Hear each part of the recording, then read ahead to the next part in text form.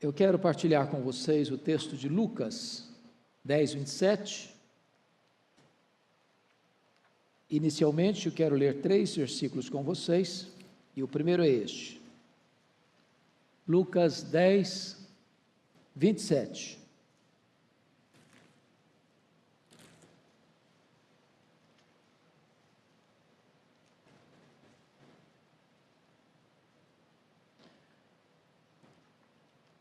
Amarás o Senhor teu Deus de todo o teu coração, de toda a tua alma, e de todas as tuas forças, e de todo o teu entendimento, e amarás o teu próximo como a ti mesmo.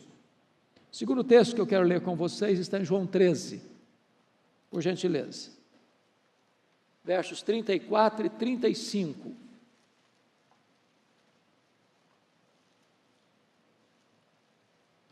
Novo mandamento vos dou, que vos ameis uns aos outros, assim como eu vos amei, que também vos ameis uns aos outros. Nisto conhecerão todos que sois meus discípulos, se tiverdes amor uns aos outros. E finalmente, João 17, verso 26. Eu lhes fiz conhecer o teu nome e ainda o farei conhecer, a fim de que o amor com que me amaste esteja neles e eu neles esteja. Amém. Hoje eu quero conversar com vocês sobre o seguinte tema: o poder irresistível do amor. Dr. Francis Schaeffer, considerado o maior intérprete do cristianismo do século XX, disse que o amor é a apologética final. O amor é o argumento final e irresistível. Nisto conhecerão todos que sois meus discípulos, se tiverdes amor uns aos outros. Na verdade, o amor é colocado por Jesus como o maior de todos os mandamentos. Amarás ao Senhor teu Deus e amarás ao teu próximo como a ti mesmo. Não apenas o amor é o maior de todos os mandamentos, mas o amor é o cumprimento da lei. A lei foi dada em 2 tábuas. Na primeira tábua, os 4 primeiros mandamentos estão relacionados com Deus. Não terás outros deuses, não farás para ti imagens de escultura, não tomarás o nome do Senhor teu Deus em vão, lembra-te do dia de sábado para o consagrá-lo, o santificá-lo. Quem ama a Deus não vai ter outros deuses. Quem ama a Deus não vai se prostrar diante de imagens de escultura. Quem ama a Deus não vai tomar o nome de Deus em vão. Quem ama a Deus tem prazer em consagrar um dia da semana para adoração a Deus. A segunda tábua da lei, nos 6 últimos mandamentos, retratam também o amor. Quem ama o próximo como a si mesmo, começa amando o próximo em casa, honrando pai e mãe, respeitando a vida do próximo, não matarás, respeitando a honra do próximo, não adulterarás, respeitando os bens do próximo, não furtarás, respeitando o nome do próximo, não dirás falso testemunho, respeitando as propriedades do próximo, não cobiçando o que ele tem. Então, quando você ama, você guarda a essência da lei. Mas mais do que isso, o amor é a própria essência da maturidade cristã. Quando você lê as cartas de Paulo, sobretudo, ele caracteriza as igrejas maduras na fé com 3 virtudes: fé, esperança e amor. Essas 3 virtudes colocadas juntas lá em 1 Coríntios 13, O apóstolo Paulo diz: desses três, o maior desses é o amor. Sabem por quê? Porque quando nós formos glorificados, lá no céu não vai precisar de fé, nem de esperança. Mas o amor vai ser o clima que vai governar a vida futura, bem-aventurada, para sempre e sempre e sempre. Quando o apóstolo Paulo está tratando sobre o amor, na sua primeira carta aos Coríntios, ele diz que o amor é superior aos dons espirituais. O amor é mais importante do que falar em línguas, do que você conhecer os mistérios, do que você distribuir todos os seus bens para os pobres, ou de você entregar seu próprio corpo para o martírio. É possível que alguém faça o bem ao próximo com outra motivação, para se autoprojetar, para angariar favores aos olhos de Deus, para receber aplausos dos homens. Mas quando você age pelo amor, então a sua vida está governada pelo vetor correto, que é trazer glória para Deus, trazer bênção para o próximo. E esta é a essência do amor. Chama a sua atenção para o fato de que Jesus Cristo foi categórico em nos dar a prova dos 9. Nisto conhecerão todos que sois meus discípulos. Ou seja, não serei conhecido pelo meu conhecimento, nem mesmo pelas doutrinas que eu subscrevo, nem mesmo pelas grandes realizações que eu possa realizar,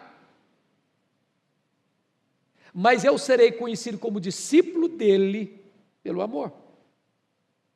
Então, dito isto, à guisa de introdução, gostaria de examinar com vocês os 3 textos que acabamos de ler, porque esses 3 textos retratam para nós 3 graus do amor como um poder irresistível.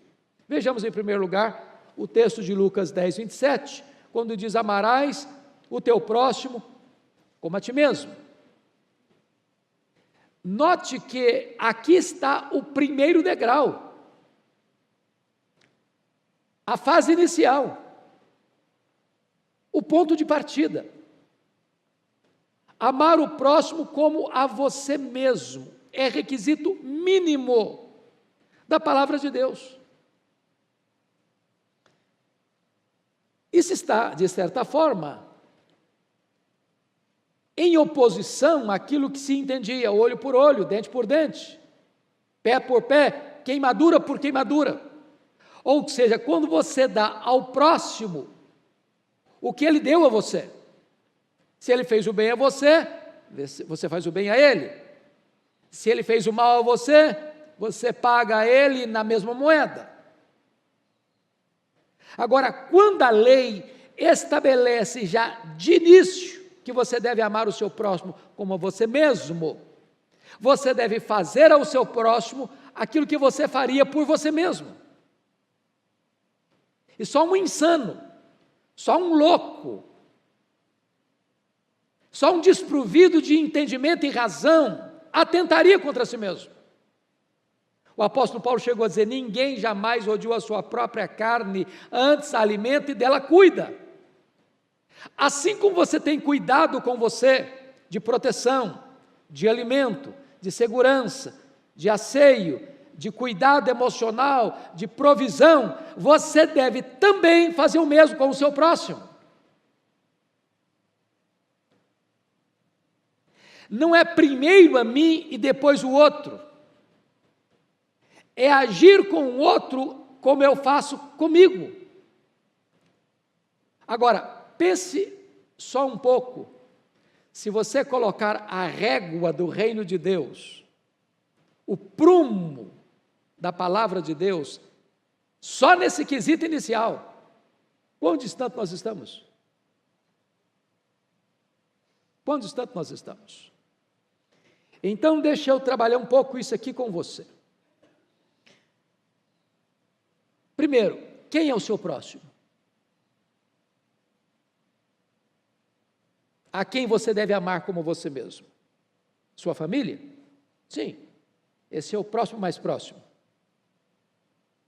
Seu irmão na fé? Sim, esse é o segundo próximo mais próximo. Fazer o bem a todos, mas especialmente aos da família da fé. Mas fica a pergunta ainda, quem é o seu próximo? Seu vizinho, ok? Mas pode ser e deve ser qualquer pessoa que precisa do seu braço estendido, da sua mão estendida, precisando da sua ajuda, mesmo que essa pessoa seja o seu inimigo. Esse é o próximo. Porque às vezes nós imaginamos que amor é amar as pessoas que nos são agradáveis, que nos são favoráveis. Ou as pessoas que estão à nossa volta, mas que não nos fizeram nenhum mal. E então eu amo essa pessoa. Não de palavras, não de verborragia, mas de forma prática. A tal ponto, se eu tiver fome, eu dou de comer, se eu tiver sede, eu dou de beber. Ou no contexto em que Jesus estabelece no seu sermão profético, eu estive com fome e não me deste comer, eu estive com sede e não me deste beber, eu estive nu e não me vestiste, eu estive preso e não fostes ver-me, doente e não me visitaste, forasteiro e não me abrigaste. Amar o próximo é servi-lo, é atender a sua necessidade, é socorrê-lo. É por isso que quando perguntaram para João Batista sobre as evidências da conversão e evidências do verdadeiro arrependimento, ele disse o seguinte: quem tiver 2 túnicas, dê uma para quem não tem. Quem tiver comida, faça o mesmo. Em outras palavras, na Bíblia, amor não é discurso, amor é prática. A Bíblia está repleta de orientações que você e eu não devemos amar apenas de palavras, mas de fato e de verdade. Quem ama se doa. Deus amou o mundo de tal maneira que deu seu Filho unigênito. Cristo me amou e a si mesmo se entregou por mim. E aqui está, portanto, o primeiro grau do amor, é aquele amor que se doa ao próximo como você se doa a si mesmo. Talvez isso fique mais claro quando você entende a belíssima parábola que Jesus contou, conhecida como a parábola do bom samaritano. Um homem descia de Jerusalém, quando foi apanhado pelos salteadores. Quando você conhece a geografia da subida para Jerusalém, ou da descida de Jerusalém, você vai ver que você sai aqui de baixo, de Jericó, que está a 400 metros abaixo do nível do mar, é a cidade mais baixa do planeta, não só a mais antiga do mundo, mas a mais baixa do mundo, para a altura de 800 metros acima do nível do mar, num trecho de menos de 40 quilômetros. Então tinham muitas cavernas, os assaltantes ficavam ali, para pegar alguém de supetão, e saquear-lhe, e deixá-lo ferido. Então Jesus conta essa parábola desse camarada que foi apanhado pelos salteadores, e ele era um samaritano, e ele era um judeu que descia, e ele está assim machucado e ferido. Aí passa um sacerdote, passa um levita, pessoas religiosas, olha o camarada, está sangrando, está no estertor da morte, mas já não se envolve, tinha riscos. Ele não podia tocar num cadáver, porque ficaria impuro para o serviço sacerdotal. Ou quem sabe os ladrões estavam ali ainda para pegar alguém que fosse socorrer aquela pessoa, estrategicamente. Ou poderia atrasar o seu trabalho no turno do templo. E eles olham e passam de largo. Eles eram religiosos. Mas de repente vem um samaritano, e o samaritano era inimigo dos judeus, irreconciliáveis. E ele chega, e ele olha, e ele para, ele desce o seu animal, ele se aproxima, ele pensa as feridas, com azeite, com óleo, com vinho. E ele pega esse cidadão, bota no seu animal e o leva até uma hospedaria e disse: olha, se alguma coisa gastar mais, eu pagarei. E Jesus pergunta: mas quem é o próximo desse homem que está ferido? Foi aquele que socorreu. Não importa se a pessoa que precisa da sua ajuda fale mal de você, não goste de você, não gosta da sua família, fez mal para você no passado, se você tem essa pessoa diante de você, na necessidade dela, cabe a você amá-la como você ama a você mesmo. Esse é o primeiro grau do amor. Não é o último, não, é o primeiro.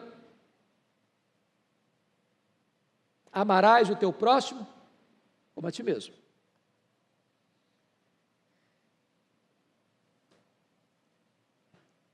Quando você ama o seu próximo, você está protegendo a você mesmo. Eu vou explicar. Se você nunca leu, sugiro a leitura do livro Em Busca de Sentido, de Viktor Frankl, o pai da logoterapia, um judeu que ficou preso no campo de concentração, na Polônia, e sobreviveu. E ele vai dizer neste livro que as pessoas dos campos de concentração que sobreviveram não foram as que lutaram para sobreviver. Essas morreram. As que sobreviveram foram aquelas que, a despeito da situação adversa, se empenharam para ajudar outras pessoas a sobreviverem.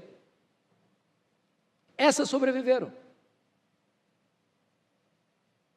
Se o seu mundo é você, se você trabalha só para você, se tudo que você conquista na vida é para você, se tudo que você vê é que o mundo gira em redor de você, se você quer apenas sobreviver e que os outros se danem, então você perece. Mas se apesar da crise, você tira os olhos de você mesmo, para olhar ao seu redor e dizer: a quem eu posso ajudar, a quem eu posso socorrer, a quem eu posso estender a mão, isso lhe dará oxigênio, isso vitaminará a sua alma, isso dará forças a você a encontrar um sentido e um propósito na vida. Isso é amor. Amarás o teu próximo como a ti mesmo. James Hunter, no livro Monge o Executivo, disse que o amor não é o que você sente, o amor é o que você faz. Há muitos discursos de amor, há poucas práticas de amor. Mas convido você agora para o segundo texto, que é João 13, 34 e 35. E esse é o segundo grau do amor. E Jesus chamou esse segundo grau do amor de um novo mandamento. Você pode questionar Jesus: mas como novo mandamento, se esse era o principal mandamento da lei? Como assim é um segundo mandamento?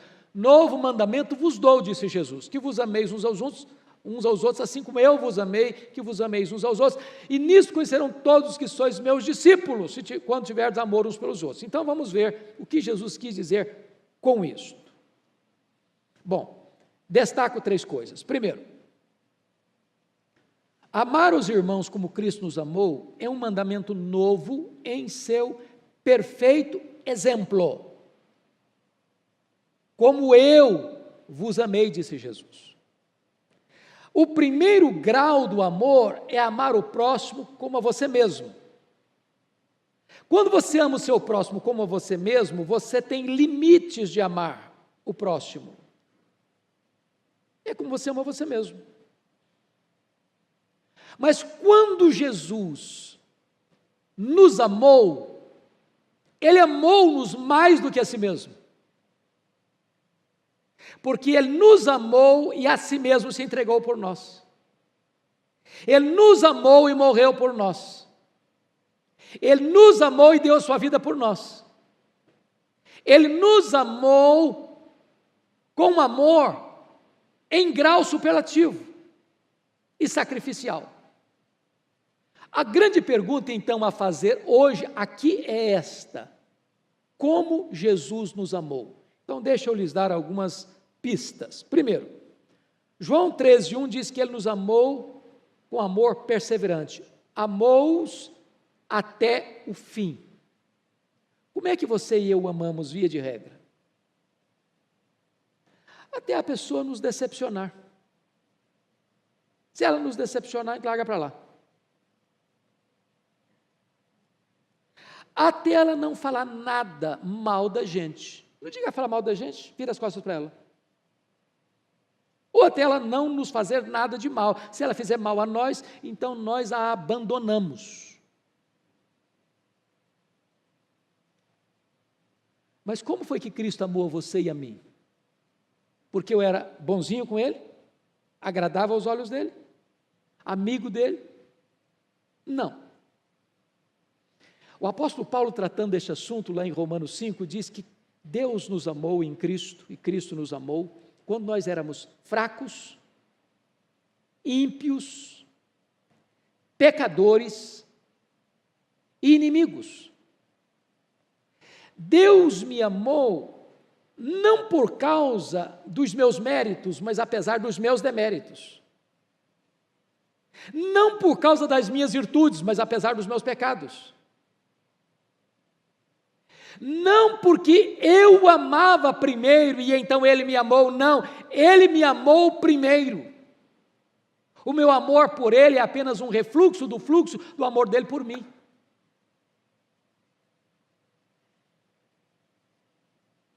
Eu pergunto a vocês que conhecem os evangelhos e já leram,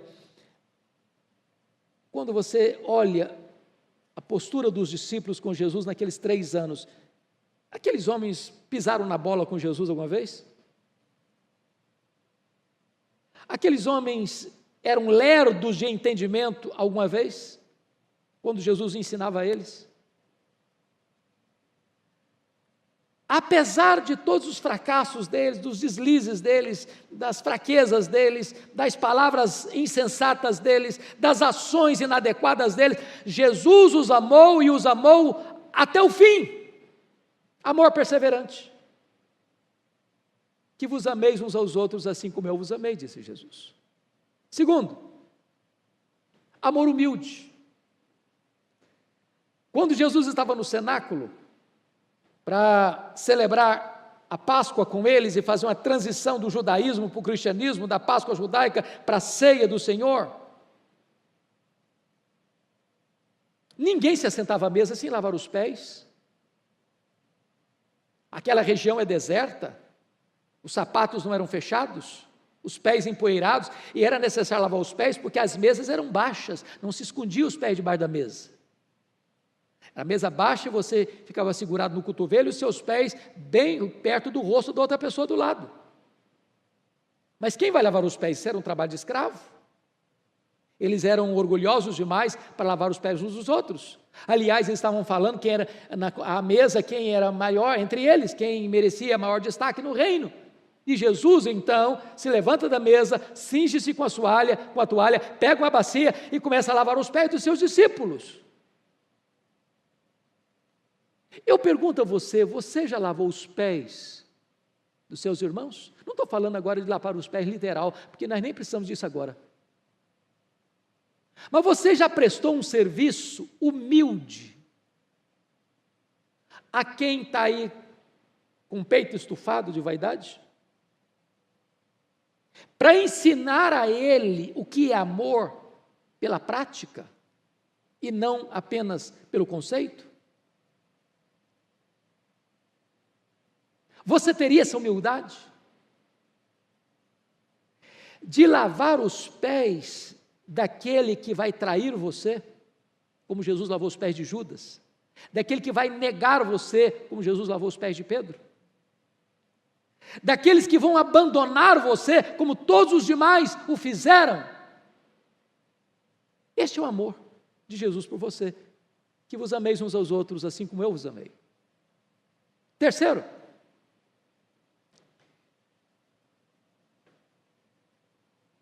Jesus nos ensina que nós devemos amar até os nossos inimigos. Quando Jesus estava pregado na cruz, vocês se lembram qual foi a primeira palavra que ele proferiu na cruz? Pai, perdoa-lhes, porque não sabem o que fazem. Jesus não apenas ora por eles, mas Jesus atenua a culpa deles. Você ama sim, a ponto de orar por aqueles que estão massacrando você? Que vos ameis uns aos outros, assim como eu os amei.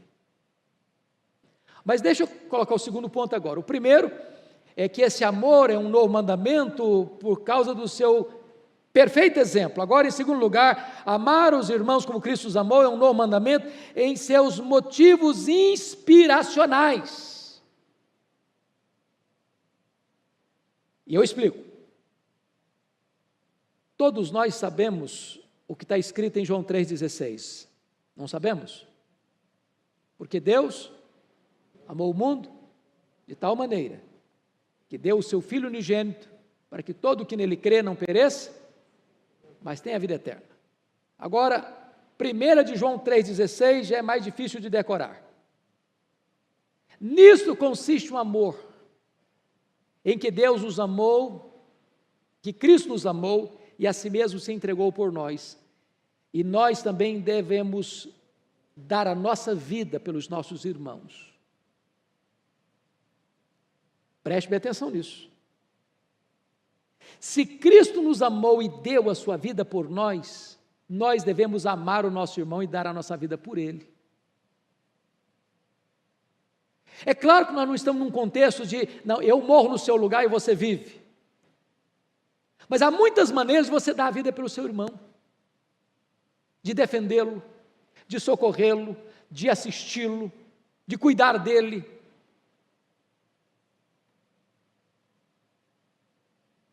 Eu não estou lhes dizendo de dar coisas que estão sobrando na nossa casa, que não faz falta para nós. Eu estou dizendo um grau muito maior, de dar a sua vida pelo irmão, de sacrificar-se pelo seu irmão. Isto é amor, no segundo grau, assim como Cristo nos amou. Deixa eu dar um exemplo bíblico, para ficar mais prático. Vocês se lembram lá na segunda carta de Paulo aos Coríntios, capítulo 8 e 9, quando Paulo estava fazendo uma coleta para os pobres da Judéia, porque o imperador Cláudio havia expulso os judeus de Roma? As igrejas da Macedônia eram pobres, e as igrejas da Macedônia rogaram a Paulo a graça de participarem da assistência aos santos, e acima e além das suas forças e recursos financeiros, eles deram muito mais do que podiam, humanamente falando. Isso é dar a vida. Você que está nos acompanhando pela internet, esta igreja está fazendo uma campanha para cestas básicas. Já foram recolhidas 23 mil cestas, estamos aí querendo chegar hoje a 25 mil. É você levar pão para quem tem fome. Numa pandemia quanto essa, quantas famílias desamparadas, desassistidas, que a igreja precisa estender o braço e dizer, eu te amo, mas não com palavras, mas com comida.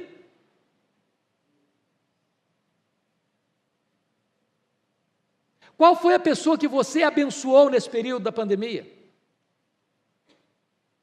Qual foi a família que você enfiou a mão no bolso e tirou uma oferta substancial para socorrê-la na sua aflição?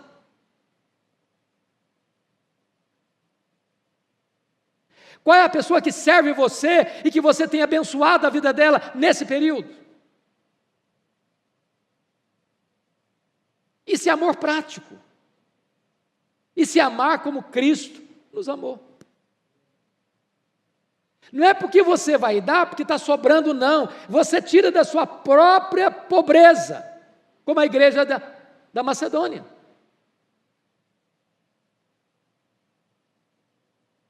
Mas o último ponto que eu disse para vocês é que amar os irmãos como Cristo nos amou é um novo mandamento em seus gloriosos resultados. Jesus diz assim no versículo 35: nisto conhecerão todos que sois meus discípulos, se tiverdes amor uns pelos outros. Em outras palavras, o amor da igreja é o grande cenário evangelístico da igreja. É uma pregação não apenas por palavras, mas por obras. É quando o mundo vai olhar para a igreja e dizer: esse povo ama mesmo. Isso não é só discurso religioso. Esse povo se importa com a gente mesmo. Esse povo cuida da gente mesmo. Agora eu sei que aquele outro é seguidor de Jesus mesmo, é discípulo dele mesmo, porque está agindo exatamente como ele agia. Talvez um dos grandes problemas do cristianismo contemporâneo é que há um divórcio entre o que nós pregamos e o que nós vivemos, entre o que nós falamos e o que nós praticamos.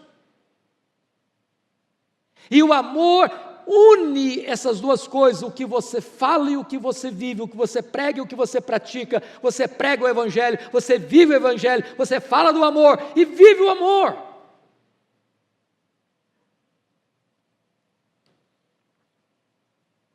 Pois bem, eu quero terminar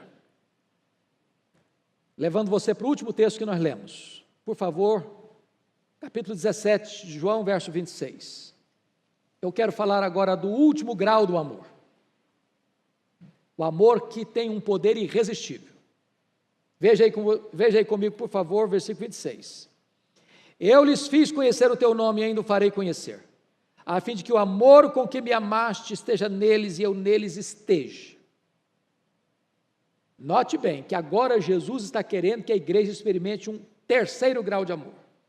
Primeiro, você ama ao seu próximo, como você mesmo. Segundo, você ama como Cristo amou você. Terceiro, você ama como o Pai ama o Filho, na Trindade. O amor que tem entre as pessoas da Trindade, agora Jesus está orando para que a igreja experimente esse grau de amor. Pense você comigo que no Velho Testamento o Pai está em ação destacada, agora nos Evangelhos o Filho está em ação destacada, e agora Jesus foi assunto aos céus, e o Espírito Santo foi derramado, e o Espírito Santo está em ação destacada. Mas não há ciúmes, mas não há conflitos, mas não há disputas. É desta maneira que você e eu somos desafiados a amar. Sem um querer aparecer, com vanglória ou partidarismo, tendo o mesmo sentimento que houve também em Cristo. E eu quero concluir esse ponto, trazendo para você uma ilustração simples, aliás, duas ilustrações simples para você entender o princípio dessa unidade do amor. E essa ilustração quem compartilha foi Juan Carlos Ortiz, num de seus livros. Uma coisa muito simples para você entender, sobretudo quem tem uma certa familiaridade com a vida da agricultura, do campo. Pense então num tubérculo, batata inglesa, que todos nós sabemos o que é e usamos na culinária da nossa casa. Se você for lá no campo e arrancar um pé de batatas, tem várias batatas, mas elas não são iguais, embora estejam todas presas ao mesmo ramo.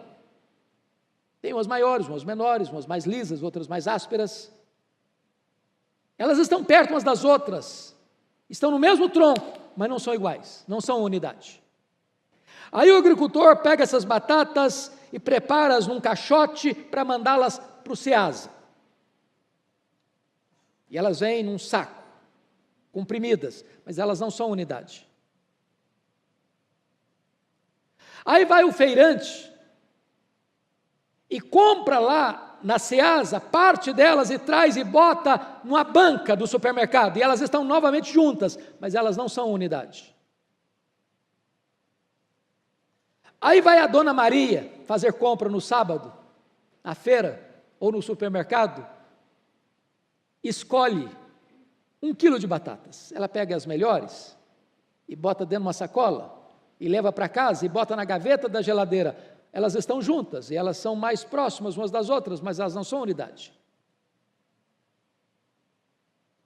Aí a Dona Maria vai pegar essas batatas e cortá-las, e depois de descascá-las, vai cortá-las, e talvez cozinhá-las, mas elas não são unidade. Até a decisão que a Dona Maria faz de fazer um purê de batatas. E agora amassa as batatas. Massa as batatas, todas elas. Agora não tem uma maior, não tem uma menor, não tem uma mais bonita, não tem uma mais feia, não tem uma mais lisa, não tem uma mais áspera. Agora elas estão misturadas. Agora é um purê de batatas. Este é o amor da unidade.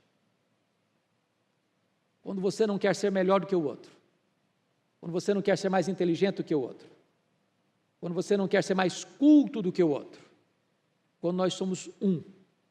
Com a mesma unidade que há entre o Pai, o Filho e o Espírito Santo, agora somos um. Este é o propósito de Deus. Este é o grau mais elevado do amor. Este é o amor prático, que nos une. Eu disse que faria uma segunda ilustração para entender isso. E eu li isso e achei magnífico. A história de 2 irmãos, lá no antigo Israel. Talvez seja uma história com E não com H, para ilustrar. Um irmão era casado com vários filhos, o outro irmão era solteiro, e ambos eram proprietários, herdeiros da mesma terra, e trabalhavam juntos na lavoura, e colhiam, e dividiam as suas colheitas, iguais, 50% para um, 50% para o outro. Só que o irmão solteiro pensou assim: bom, meu irmão tem vários filhos, precisa mais do que eu. Sabe o que ele fazia? Ele ia lá no seu armazém, toda noite, sem o irmão ver. Enchia um saco de cereal, punha nas costas, e levava lá para o armazém do seu irmão. O seu irmão, casado, com filhos, pensou: meu irmão é solteiro, sozinho, ele precisa de mais do que eu tenho meus filhos para trabalharem comigo. Sabe o que ele fez? Sem que o irmão soubesse, ele ia lá no seu armazém, enchia o saco de cereal, e levava lá para o armazém do irmão. Passaram semanas, meses, e os dois, está até acontecendo um milagre aqui, um milagre. Eu tiro um saco, quando vou ver, tem a mesma quantidade. Eu tiro, tem a mesma quantidade. Está acontecendo um milagre? É o milagre do amor. Até que um dia, eles toparam um com o outro. Cada um com um saco nas costas.